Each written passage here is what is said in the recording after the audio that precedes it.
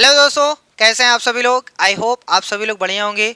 चलिए शुरुआत करते हैं अपने प्रैक्टिस सेट नंबर 8। इसके पहले 7 प्रैक्टिस सेट हो गए कंप्लीट। अगर वो आपने वीडियोस नहीं देखी है तो आपसे रिक्वेस्ट है कि इसके बाद उसको भी देख लीजिएगा, क्योंकि बहुत ज़्यादा इंपॉर्टेंट उसमें भी क्वेश्चन थे। चलिए यहाँ पर देखते हैं 15 क्वेश्चन की धज्जियाँ उड़ेगी, यानी हर एक क्वेश्चन को अपने माइंड में डाउनलोड कीजिएगा। जितने भी क्वेश्चन यहाँ बताए जा रहे हैं सब उससे रिलेट करते हुए जितने भी क्वेश्चन रहेंगे वो भी बताए जाते हैं। तो चलिए देखते हैं पहला क्वेश्चन क्या है। पहला क्वेश्चन कह रहा है कि किसी त्रिभुजी आधार के प्रिज्म में फलकों की संख्या क्या है। प्रिज्म और पिरामिड दो चीजें होती हैं। प्रिज्म एक ऐसा फिगर होता है जिसके नीचे का आकार सेम ऊपर वाले के बराबर होता है। जैसे जिस रूम में आप बैठे हैं वहां पर जो चीज नीचे बना है वही चीज ऊपर भी बना होगा, यानी अगर नीचे वर्ग है तो ऊपर भी वर्ग होना चाहिए, और अगर नीचे आयत है तो ऊपर भी वर्ग आयत ही है। ठीक है, अगर नीचे सर्कल है तो ऊपर भी सर्कल ही रहेगा। सही है, यहां तक समझ में आया। तो ये है प्रिज्म। और पिरामिड क्या होता है, नीचे कुछ भी रहे, त्रिभुज, चतुर्भुज, पंचभुज, कुछ भी नीचे रहे, लेकिन वो सब जा करके सिर्फ ऊपर एक बिंदु पर खत्म होते हैं, उसको बोलते हैं पिरामिड। जैसे गीजा का पिरामिड देखो, वो नीचे जो है वो एक बना हुआ है वर्ग, लेकिन ऊपर जाके एक पॉइंट पे खत्म हो गया। मिस्र का पिरामिड है ना। तो यहां हमें प्रिज्म पढ़ना है। त्रिभुजी आधार, इसका मतलब जिसके नीचे त्रिभुज बना है, तो जाहिर सी बात है ऊपर भी त्रिभुज रहेगा। इसका मतलब यह हुआ कि कुछ इस तरीके का है। चलो हम ऐसे ही रफ फिगर ऐसे ही बना दिए, कुछ इस तरीके का है, ये है। ठीक, अब ये कह रहा है कि फलकों की संख्या क्या है। अरे भैया, फलकों की संख्या पूछो या फिर शीर्षों की संख्या पूछो, किनारों की संख्या पूछो, सबका सब तरीका है। देखो सबसे पहले फेस यानी फलक कैसे निकाले जाएंगे, आराम से। फेस यानी फलक, अगर वर्टिक्स पूछता तब कैसे निकलता, कोई दिक्कत नहीं है, यानी इसको क्या बोलते हैं, शीर्ष। अगर यही एच पूछता यानी किनारे पूछता तब कैसे निकलता, उसकी भी कोई दिक्कत नहीं है, किनारा, है ना। चलो ध्यान से देखिएगा, ये सब डिपेंड करता है नीचे वाला जो फिगर है, नीचे जो भी रहेगा उसमें भुजाओं की संख्या गिन लीजिएगा। जैसे जिस रूम में आप बैठे हैं वहां हो सकता है वर्ग या आयत हो, उसमें भुजाओं की संख्या 4 है, सही है, लेकिन इनके भुजाओं की संख्या 3 है, क्योंकि नीचे जो है वो त्रिभुज है, भुजाओं की संख्या 3। तो भुजाओं की संख्या को हम मान लेते हैं n है, चाहे जितना 3 4 5 6 7 8 कुछ भी रहे। अगर आपसे फलक पूछे तो भुजाओं की संख्या में आपको 2 जोड़ देना है, काम खत्म। जितनी भुजाओं की संख्या उसमें 2 जोड़ दीजिए, फलकों की संख्या खत्म। सही है। जैसे आप जिस रूम में बैठे हैं उसमें अगर नीचे आयत है तो 4 भुजा, 4 में जो जोड़ दीजिए हो गई 6, 6 फलक है, एक सामने है, एक पीछे है, एक दाएं है, एक बाएं है, एक ऊपर है, एक नीचे, 6 फलक है। सही है, तो ये फार्मूला बन गया। फलकों की संख्या क्या होती है, n+2। वर्टेक्स, वर्टेक्स का मतलब कोना, जिस रूम में आप बैठे हैं उस रूम में कितना कोना है, बहुत ही आसान, नीचे वाले पे डिपेंड करता है कितनी भुजा है, कितनी भुजा है नीचे, 4 यानी n, है ना। तो इसमें आपको 2 से गुणा कर देना है, बस खत्म। जितनी भी भुजाओं की संख्या उसमें 2 से गुणा करोगे तो शीर्ष पता चल जाएगा। नीचे 4 भुजा है तो डबल कर दो 8, देख लो 8 कोने हैं, 4 ऊपर कोने हैं, 4 नीचे। सही है। अब एच, एच का मतलब कोर यानी किनारा, कितने किनारे हैं, बहुत ही आसान, 3 से गुणा कर दो, एन आ रहा था ना, 3 से गुणा कर दो, ये फाइनल आंसर है। तीनों आप याद कर लीजिए। फलकों की संख्या, फलकों की संख्या n+2 यानी नीचे जो भी फिगर है उसकी भुजाओं की संख्या में 2 जोड़ देंगे, वहीं वर्टिक्स में 2 गुना कर देंगे और एच में 3 गुना कर देंगे। अगर आपको ऐसे नहीं समझ में आता, आप एक नंबरी ईटा ले लीजिएगा और उसमें किनारों की संख्या देखिए बाहर आएगी, कोर जहां से मारने पे बहुत दिक्कत होगी, है ना, और कोना 8 आएंगे, फलक 6 आएंगे, वैसे ही रूम में भैया। ठीक, अब ये कह रहा है कि त्रिभुजी आधार यानी भुजाओं की संख्या 3 है, फलकों की संख्या बताओ। अरे भैया तो 3 धन 2 5, उत्तर खत्म। इतना छोटा सा क्वेश्चन, हम तो तीनों बता सकते हैं, वो तो सिर्फ ये पूछा था, है ना। तो ये तो चुटकियों का खेल होना चाहिए। फार्मूला याद कर लीजिएगा, n+2 फलकों की संख्या है, शीर्षों की संख्या जो है 2 गुना है और h 3 गुना है। चलो नेक्स्ट क्वेश्चन, क्वेश्चन नंबर 2 क्या कह रहा है, अम्मू की माँ ने कुछ जलेबियां बनाई, ठीक है, इनकी संख्या 50 से कम है। मतलब चाहे जितनी जलेबियां बनी है लेकिन 50 से कम है। हो सकता है 49, 48, 47, 1, 2, 3, 5 कुछ भी हो सकती है, लेकिन 50 से कम है। कह रहा है अम्मू ने देखा कि यदि इन्हें 2 या 3 या 7 व्यक्तियों में समान रूप से वितरित किया जाए तो कोई जलेबी शेष नहीं बचेगी। इसका मतलब अगर 2 लोग हैं, 2 लोगों में बांटोगे तो पूरी पूरी जलेबी खत्म। अगर 2 लोगों में नहीं 3 लोगों में बांटोगे तब भी कोई जलेबी आपके पास बचेगी नहीं, पूरी पूरी बढ़ जाएगी। और अगर 7 लोगों में बांटोगे ना तब भी पूरी पूरी जलेबी बढ़ जाएगी, एक भी जलेबी आपके पास शेष नहीं बचेगी। तो इसका दूसरा तरीका यह है कि जो भी वो संख्या है वो 2 से भी कट जाएगी, 3 से भी कट जाएगी, 7 से भी कट जाएगी। कहने का मतलब ये है बस। तो 2, 3, 7 एक ऐसी संख्या हमें ढूंढना है जो 2 से भी कट जाए, 3 से भी कट जाए, 7 से भी कट जाए। सर जी बहुत आसान होता है। ऐसी संख्या हमें लासा बताता है। लासा एक ऐसा आंसर होता है जो दिए हुए संख्याओं से कट जाता है। इसका मतलब 2, 3, 7 का लासा निकालना है। तो 2, 3, 7 इसका लासा हम निकालेंगे तो 2 से कटेगा, उसके बाद डायरेक्ट भी निकाल सकते हो, कोई दिक्कत है नहीं। ठीक, चलो यहां से 7 से काट दो। लो 2 तिहाई 6 सते 42, 2 गुणे 3 गुणे 7 तो उत्तर आ गया 42। यही एक ऐसी संख्या है जो 2 से भी कटेगी, 3 से भी कटेगी, 7 से भी कटेगी। लेकिन क्या और संख्या नहीं है? संख्या तो बहुत है। 42 में 2 से गुणा करो, 3 से गुणा करो, 4 से गुणा करो, चाहे जितने से गुणा करो तो सभी संख्याएं इससे कटेंगी। लेकिन वो कह रहा था कि 50 से कम, तो 50 से कम सिर्फ ये अकेली ऐसी संख्या है 42। ठीक है, इसका मतलब उस अम्मू की मां ने 42 जलेबियां बनाई हैं। ठीक है, यहां तक समझ में आया। आगे कहा अब उन्हें इन जलेबियों को 5 व्यक्तियों में समान रूप से वितरित करना है। 42 जलेबी को 5 लोगों में बांटना है। तो भैया 42 जलेबी को 5 से भाग दे दो, 5 अठे 40। 5 लोगों में 8-8 जलेबी पड़ेगी, 2 जलेबी शेष बच जाएगी क्योंकि 42 है। तो बोल रहा है न्यूनतम कितनी जलेबियां शेष बचेंगी ये बताओ। तो कितनी जलेबी? 2 जलेबी शेष बचेगी।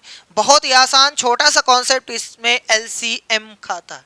ठीक, चलो भैया नेक्स्ट क्वेश्चन, क्वेश्चन नंबर 3 क्या कह रहा है? प्रथम 5 भाज्य संख्याओं का औसत, औसत का फार्मूला होता है यानी एवरेज का फार्मूला होता है सम ऑफ ऑब्जर्वेशन, यानी क्या उसको बोलते हैं? पदों का योगफल, पदों का योगफल। और नीचे पदों की संख्या, पदों की संख्या। ये है फार्मूला।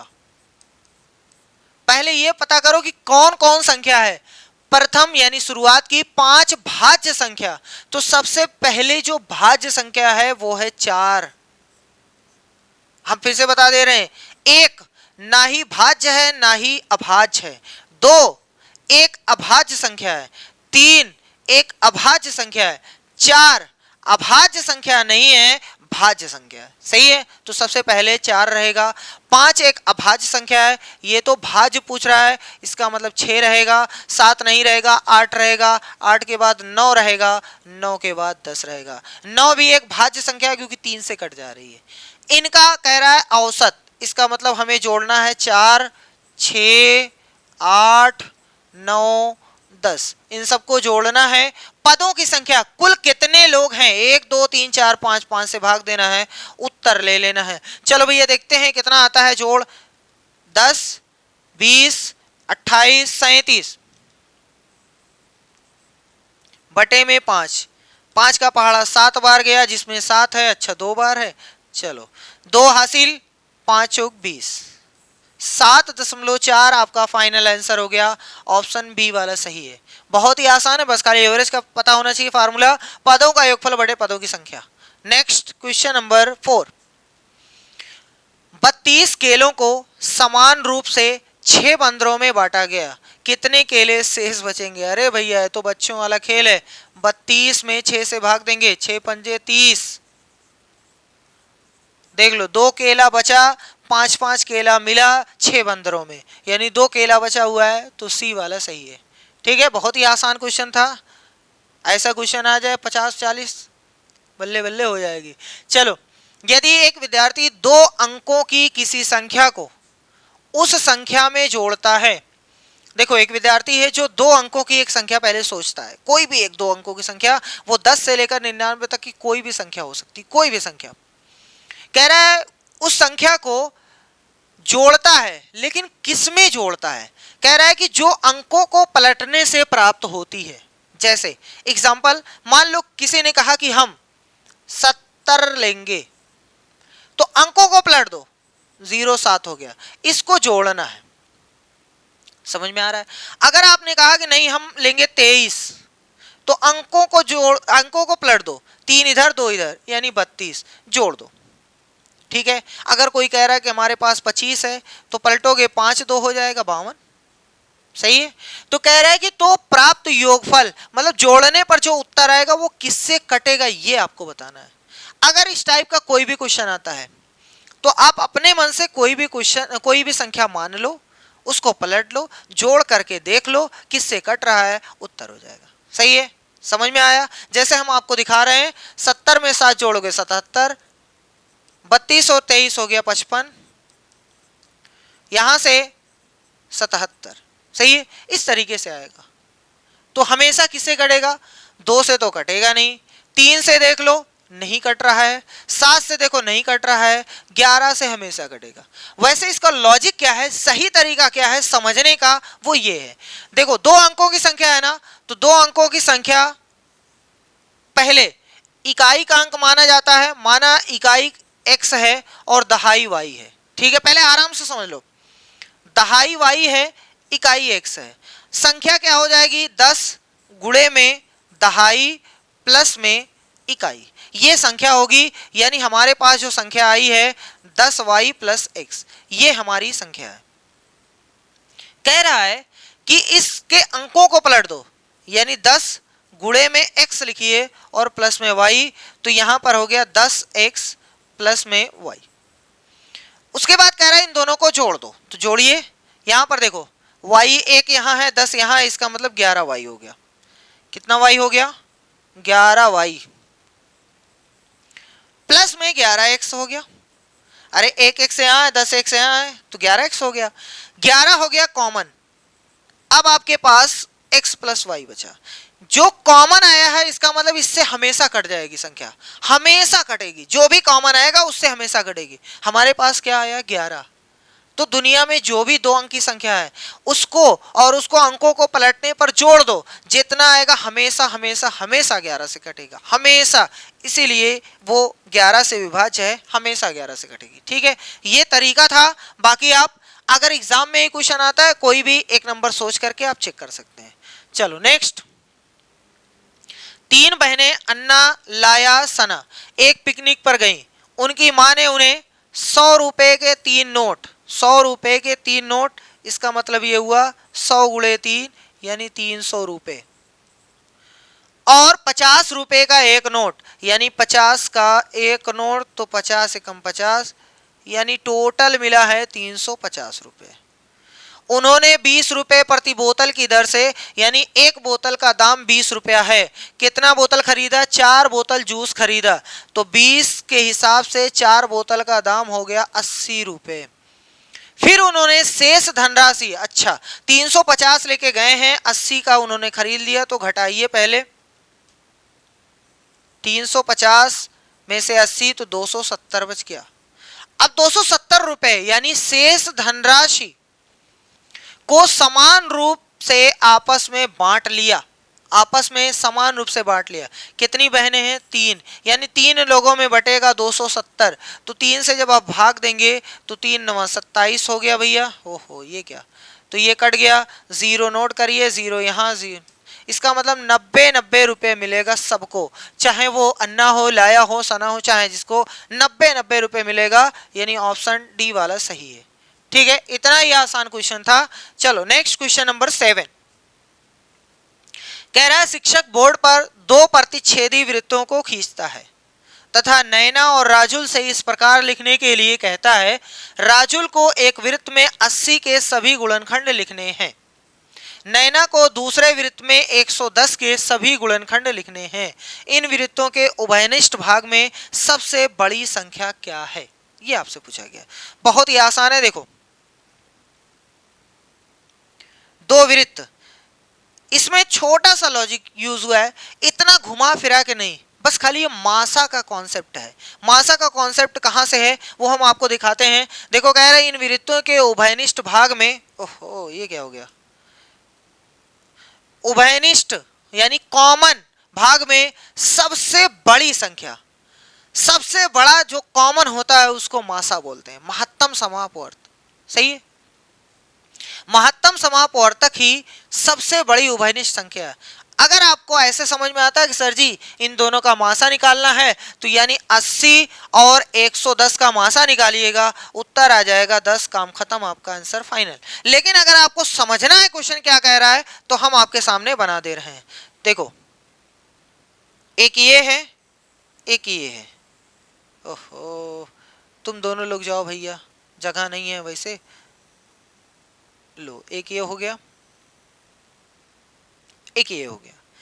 कह रहा है कि 80 के सभी गुणनखंड लिखने एक में, चलो 80 के हम लिखते हैं। 80 के देखो, 80 के 80 1 से कटेगा, 2 से कटेगा, 4 से कटेगा, उसके बाद 5 से कटेगा, 6 से नहीं कटेगा, 8 से कटेगा, 10 से कटेगा, 16 से कटेगा, और उसके बाद 20 से कटेगा, 40 से कटेगा, काम खत्म, और किसी से नहीं कटेगा।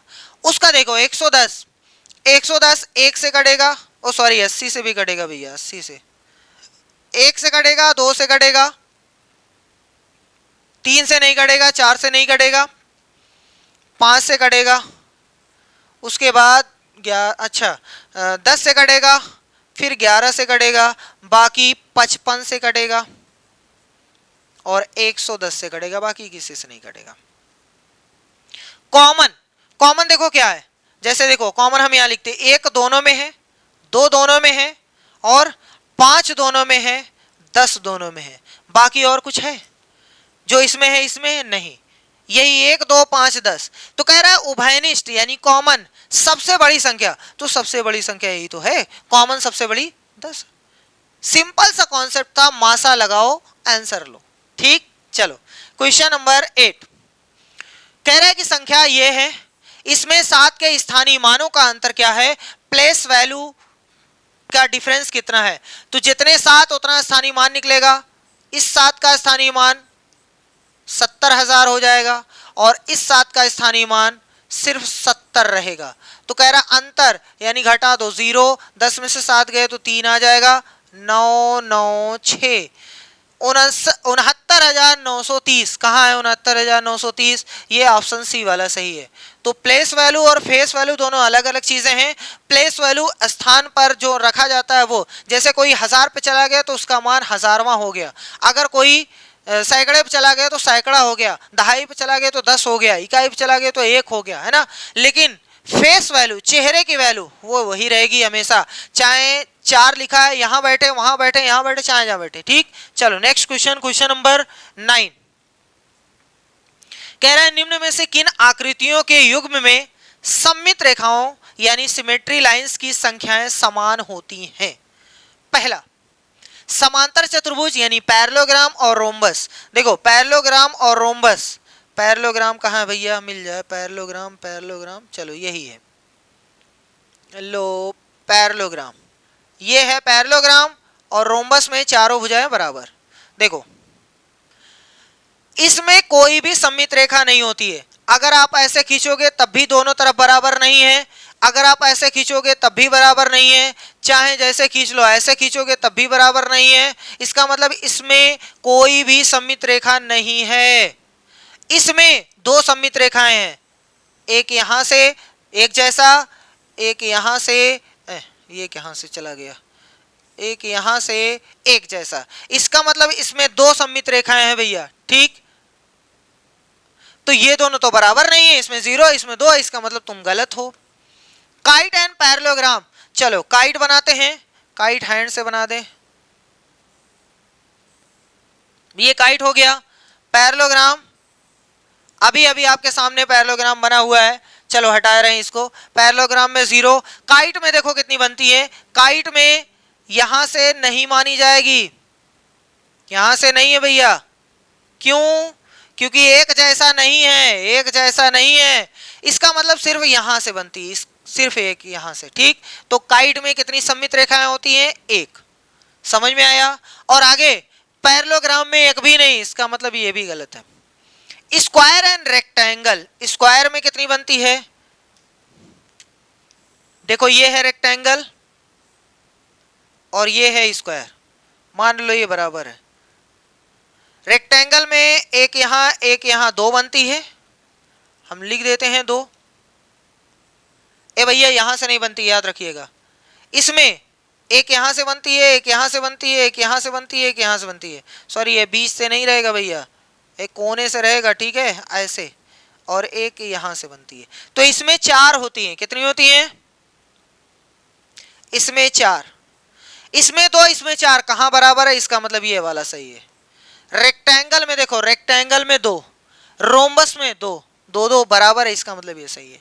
सममित रेखा एक ऐसी रेखा होती है जो दिए हुए फिगर को बराबर और एक जैसे पार्ट में डिवाइड करती है, उसको बोलते हैं सममित रेखा, ठीक है। जैसे आपकी सममित रेखा आपके नाक से जाएगी, सही है। चलो नेक्स्ट क्वेश्चन नंबर 10। किसी घड़ी में 7 बजने पर, अच्छा घड़ी बना लेते हैं, उसमें 7 बजा देते हैं भैया। ये देखो घड़ी है, इसमें 7 बजना चाहिए। चलो मान लेते हैं यहाँ 6 है और यहाँ 12 है और यहाँ गलती से 3 है और यहाँ 9 है, ठीक है। वैसे ये जहाँ तक लगता है थोड़ा नीचे होना चाहिए था। लो भैया यहाँ 3 है, अरे भैया गुस्सा ना हो, लो यहाँ 3 है। कह रहा है 7 बज रहा है, चलो हम बजा देते हैं। यहाँ सेंटर कहीं होगा, एक सुई इस पे रहेगी, एक सुई इस पे रहेगी, ये 7 बज रहा है। सुइयों के बीच के दो कोणों की माप क्या होती है? एक कोण इधर बनेगा, एक कोण इधर बनेगा। एक कोण निकाल लो, 360 से घटा कर दूसरा निकाल लो, मेहनत करने की कोई जरूरत नहीं है। अब थोड़ा आराम से देखो, आपको पता होगा 1 मिनट बराबर होता है 6 अंश। अगर आपको नहीं पता है तो याद कर लो, 1 मिनट बराबर 6 अंश होता है। देखो अब आराम से देखिए, यहां से यहां तक 5 मिनट होता है, यहां से यहां तक 5 मिनट होता है, फिर 5, फिर 5, फिर 5। इसका मतलब यहां से और यहां के बीच में ये जो है पूरा जो है वो 25 मिनट है। 5 5 5 5 5 25 मिनट है, सही भैया। तो 25 मिनट है, 1 मिनट में 6 अंश होता है, तो 25 मिनट में 25 छक्का 150। तो यहां पर हो गया 150 अंश। अगर ये भी चाहिए तो 360 में से माइनस कर लो, 360 में से 150 माइनस कर लो, 210 आ जाएगा। और अगर आपको ऐसे निकालना है तो यहां जोड़ो, 5 5 10, 5 15, 5 20, 5 25, 30, 35, 35 छक्का 210 होता है, सही है। समझ में आ गया? तो आप चाहे ऐसे करो, कितना है भैया? 150 210, 150 210, ये सी वाला सही है, सही है। बहुत ही आसान क्वेश्चन है, बस खाली एक चीज याद कर लीजिएगा, 1 मिनट में 6 अंश होते हैं, 1 मिनट में 6 अंश। Question number 11। एक ऐसी आकृति को ढकने के लिए 1 सेंटीमीटर भुजा वाले वर्गाकार टिकटों की कितनी न्यूनतम संख्या की आवश्यकता होगी? जो 4 सेंटीमीटर और 6 सेंटीमीटर भुजाओं वाला एक आयत और उसके साथ 3 सेंटीमीटर भुजा का एक वर्ग जुड़ा है। क्वेश्चन पहले समझो। क्वेश्चन कह रहा है कि हमारे पास एक आयत है और एक वर्ग है, वर्ग इसमें जोड़ करके बनाना है। चलो हम जोड़ करके बना दे रहे हैं, ये है, ठीक। यहां पर ये है 4 और 6, 4 और 6, और इसकी जो भुजा है वो 3, इसकी जो भुजा है वो 3 3। ओहो अलग बना दे, नहीं दिक्कत हो जाएगी। ए भैया कहाँ चले गए? लो देखो, हाँ हाँ बहुत अच्छा काम किए हो। चलो ये देखो 3, ये 3 3 3 3, 4 4 6 6। इसको ढकना है, यानी इसका क्षेत्रफल कवर करना है। किससे करना है? 1 सेंटीमीटर भुजा वाले वर्गाकार शीट। एक छोटा सा वर्ग है 1 सेंटीमीटर भुजा वाला। एक एक एक एक। पहले ये बताओ कि आपके पास कितना स्पेस है, कितनी जगह है, कितना क्षेत्रफल है। तो सर जी इसका क्षेत्रफल लंबाई गुणे चौड़ाई यानी कि 24 ये आ रहा है। यहां से भुजा का वर्ग यानी 3 गुणे 3 यानी 9। तो 24 इसका है, 9 इसका है, यानी आपको 33 सेंटीमीटर स्क्वायर कवर करना है। और एक जब ये रखते हैं तो इसका क्षेत्रफल 1 गुणे 1 यानी 1 सेंटीमीटर स्क्वायर खत्म होता है।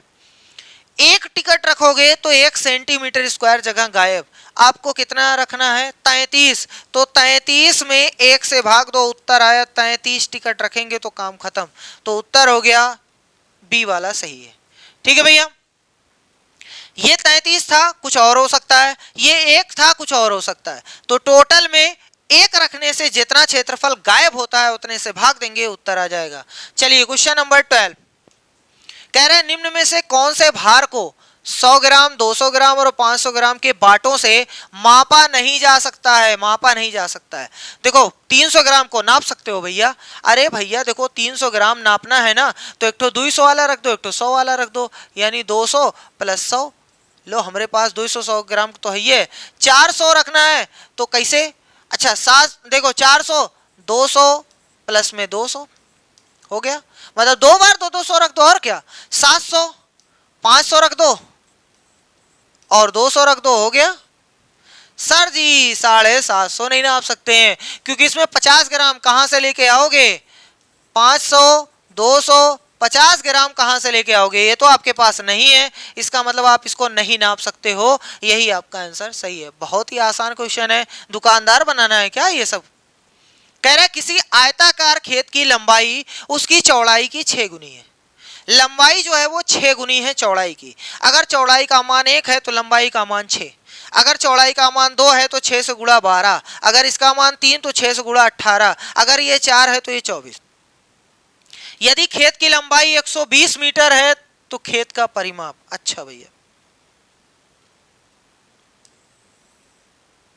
120 मीटर है, 120 मीटर ये है। आराम से देखिएगा, आराम से। जितना यहां है उसमें 6 से गुणा करो तो ये बनेगा, सही है ना। चौड़ाई का 6 गुना ये है, चौड़ाई का 6 गुना ये है। अब हम निकालते हैं चौड़ाई का 6 गुना 120 है तो 6 से काट दो। अच्छा इसे ना काटे सर जी, बहुत तकलीफ हो जाएगी। चौड़ाई बराबर 120 बटे में 6, 6 कम 6, 6 दूनी 12, इसका मतलब चौड़ाई का मान 20 है सर जी। लो हो गया। अगर चौड़ाई दिया होता इसका मान पूछा जाता तो हम गुणा कर देते, अगर इसका देकर के चौड़ाई पूछा है तो भाग कर देंगे। सही है। अब कह रहा है खेत का परिमाप बताओ, चारों भुजाओं का योगफल बताओ। सर जी 120 ये भी रहेगा और 20 ये भी रहेगा, सबको जोड़ डालो। 120 120 240 और 40 ये भी है, 280, काम खत्म। और अगर ऐसे नहीं समझ में आया, सर जी आपने बताया है कि परिमाप बराबर होता है 2 गुणे लंबाई धन चौड़ाई, लंबाई धन चौड़ाई। तो सर जी 2 गुणे लंबाई है 120, चौड़ाई है 20, इसका मतलब पहले यहाँ 140, 2 से गुणा करो 280। क्या जरूरत है इतना थ्योरेटिकल करने से, लिख करके जोड़ो 20 120 20 120 140, 2 को डबल कर दो 280।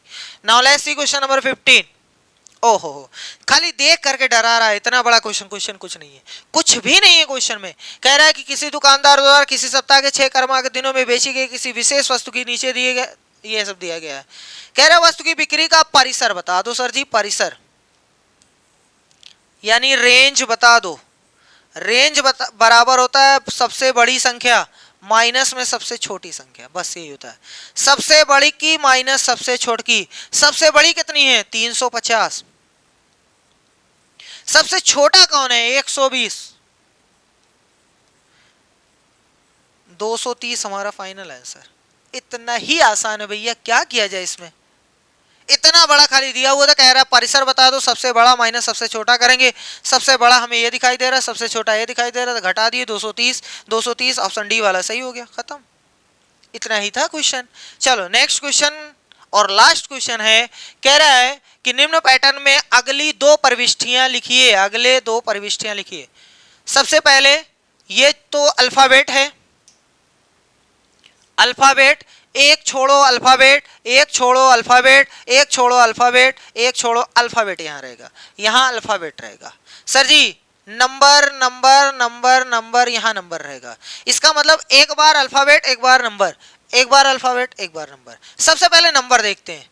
दो, दो का डबल चार, चार का डबल आठ, आठ का डबल 16, ऐसा नहीं समझ में है, दो से गुणा, दो का दो में गुणा चार, चार में दो का गुणा आठ, आठ का दो का गुणा 16, 16 दूना 32।